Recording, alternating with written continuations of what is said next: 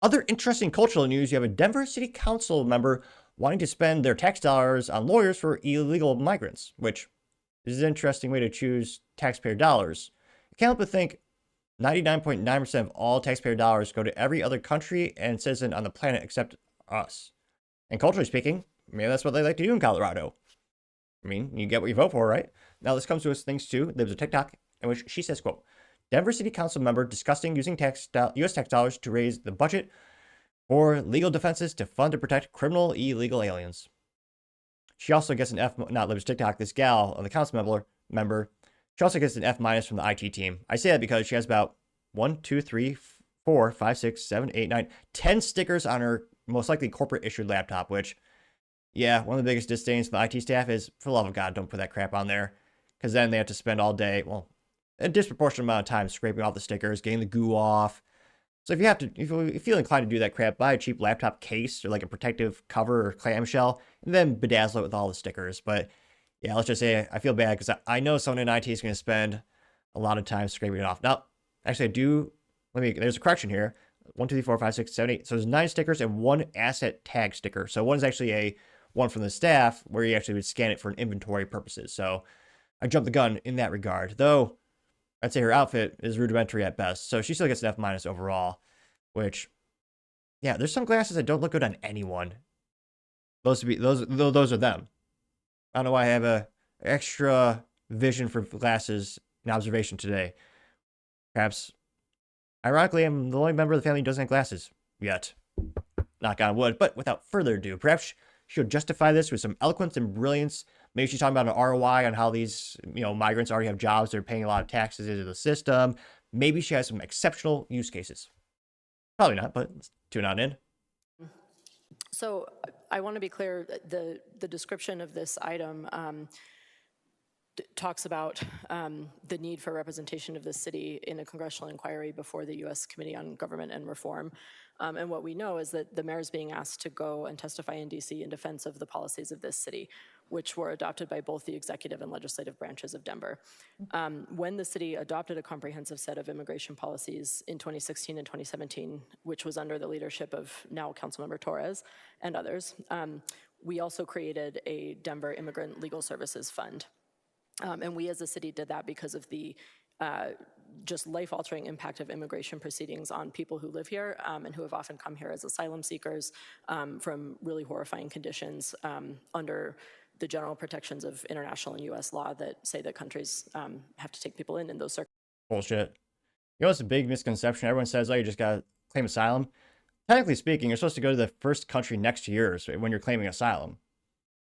But they all know this magical term that they used to have Democrats just living in the country, so they would all just claim it. Many of them from countries that aren't really qualifying for that. But again, they're also supposed to go to the first country basically next to them, the first one there, not halfway across the globe to America. Circumstances.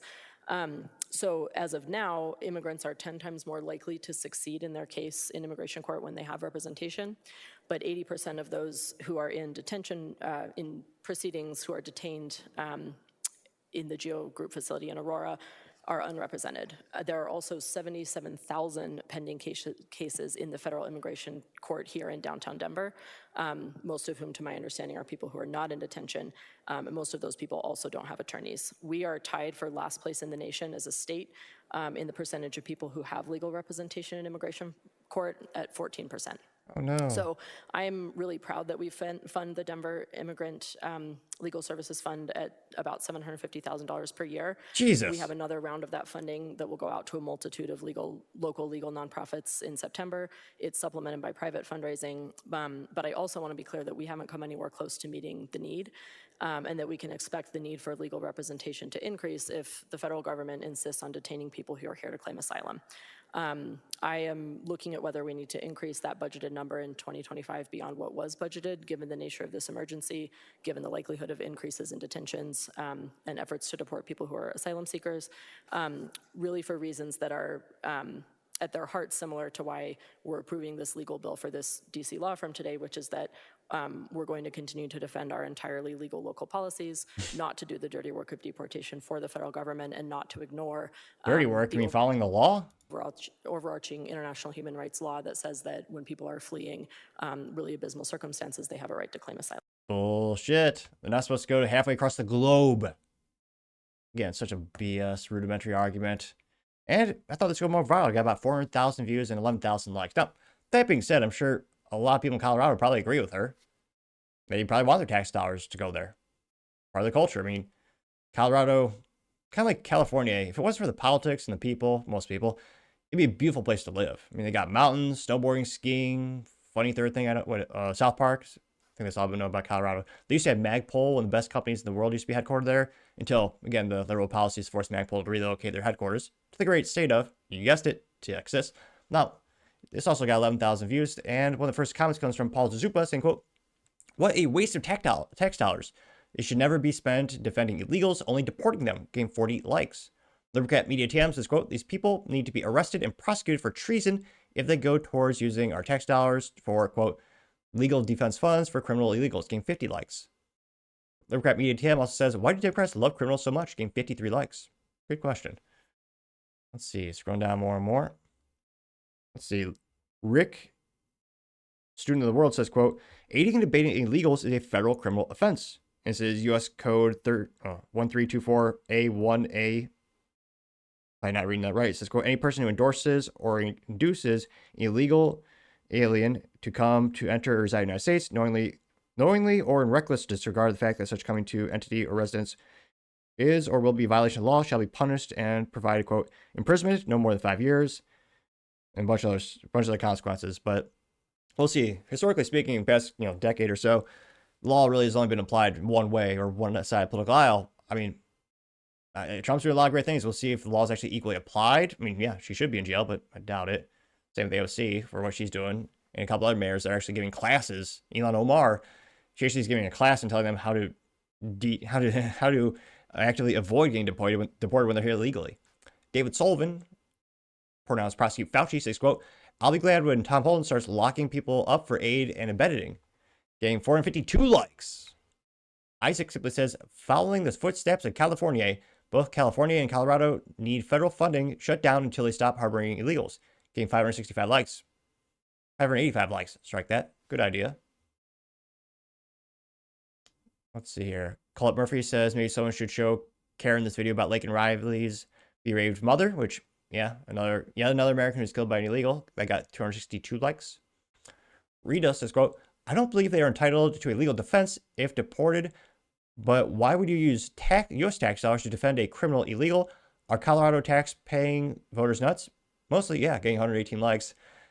Dr. Theo also says, "Classic fugly, miserable Karen," which, yeah, she is. She's pretty repulsive visually speaking, which is saying something because that's kind of for me. And I'm no was a fancy actor, Brad Pitt or something like that. And yeah, she has one of those really weird looking collage dress thingamajigs, like a muumuu, and hair's in a tight bun, which, and then she has the worst pair of glasses I've ever seen. Like Harry Potter glasses, but 3 times as thick. And again, she gets paid a lot of money for basically doing very little. I'm surprised she doesn't pay for LASIK. And again, other frames would make you, no, for her maybe, but there are other glasses frames out there. I mean, come on now. They got 454 likes. Barbara says this is insanity. WDF happened to Colorado, getting 246 likes.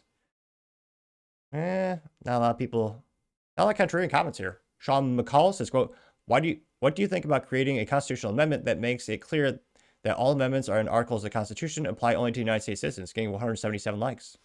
An interesting ideal. I don't think that's been floated too many times before. Let's see. So, yeah, we'll see what happens to those states. And again, I don't think it's fair that taxpayers are going to people who don't pay taxes. And by harboring those illegals and, flooding the market, you're also increasing the cost of rent, further stretching because again, everything is finite. There's stretching the resources more when it comes to public resources like firemen, police officers, or it's school teachers, which again, they're not paying into, yet they're utilizing more and more of those resource allocations. So again, we'll see if Colorado does anything different or the culture shifts, and maybe the people, show up in power and with a nice Hobby Lobby cardstock posters and say, hey, we don't agree with this. We want our taxpayers going for this. But let me know your thoughts, because as always, we fascinated to hear what you have to say. Thank you, everyone, for taking the time to tune in today. Again, try to get to 5,000 subscribers by the end of the month, so if you can click that button, I really appreciate it. Also, give me a thumbs up, thumbs down, or comment. It's a great way to give me some additional feedback, letting me know how I can make the show better and better. First live stream, again, is going to be Q&A live stream. It's going to be tomorrow, February 22nd at 6 p.m. Texas time, or some people call it 6 p.m. Central time. Lastly, don't forget to take time to tell your family, tell your friends, tell your coworkers, heck, tell your enemies, tell anyone and everyone. Just stay safe, fight the good fight.